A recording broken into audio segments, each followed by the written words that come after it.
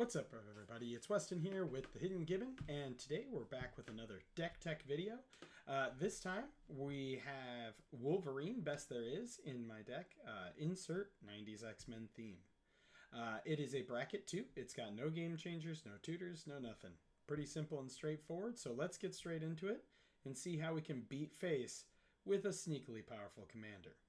So first and foremost, like I said, it's bracket 2, but this deck can definitely hang with bracket 3. Our commander is Wolverine, best there is. He has unrivaled lethality, which is double all damage Wolverine would deal. And at the beginning of each end step, if Wolverine dealt damage to another creature this turn, put a 1/1 counter on it. And then he has tap 1 colorless, 1 green, regenerate. We've got one Planeswalker in this deck, and that is the Aether Spark, to put counters on Wolverine. And that is honestly... The main go-to in this deck is either to put counters on Wolverine, pump Wolverine, or we have a couple backup really strong cards that I will talk about right now.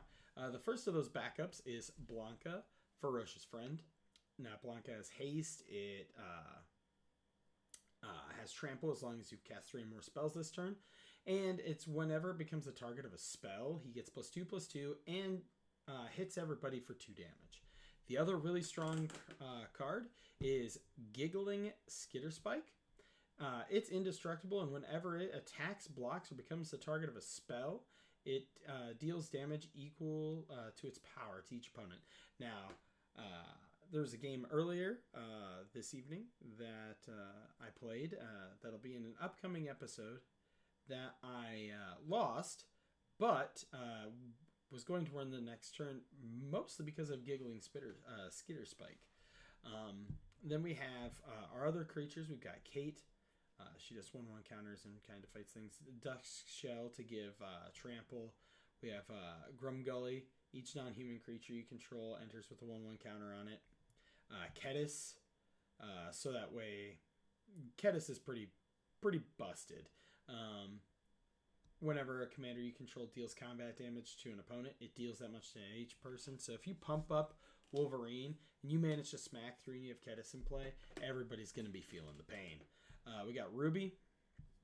We got Krenko. We got Kodama of the West Tree. We got Lizard Blades for the double strike. We got Slicer, because Slicer's shenanigans. Uvenwald Trackers, so that way you can fight. Sorceries. Animus Might, it's kind of like a fight spell, another fight spell, another fight spell. Wolverine loves to fight. And then we got some ramp in here with Attempt with Discovery. But something you'll notice in here, as part of the Sub Blanca package, I have Grape Shot. So if I cast all of these little 1-drop spells that draw me a card, both Scatter Shot and Grape Shot can be used to help Blanca pop off. Chandra's Ignition, whether it be Blanca, whether it be Wolverine, will do an absurd amount of damage. Our instants are going to revolve around putting counters on. Putting counters on, buffing stuff, or just straight up fighting. Every one of them does that. And a lot of them have replacements. So like Charge Through, draws you a card. Expedite, draws you a card. Then, for our artifacts, we have Corey Steelcutter.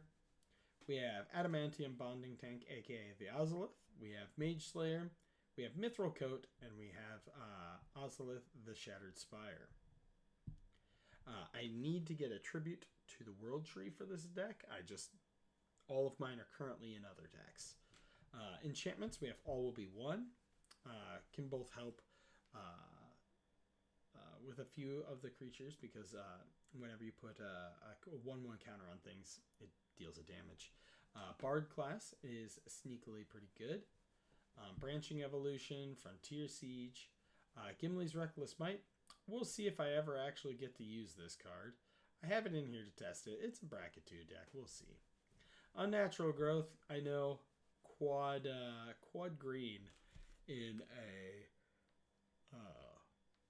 2-color deck is a little silly, but we'll try. Keen Sense to draw cards. Master Chef, Rite of Passage, Rhythm of the Wild, Season of Growth. Oh, I do have Tribute to the World Tree. Silly me. And then we're running 34 lands, 12 mountains, 12 forests, an Arena of Glory, because I have a million of them, because I opened up way too much Modern Horizons 3.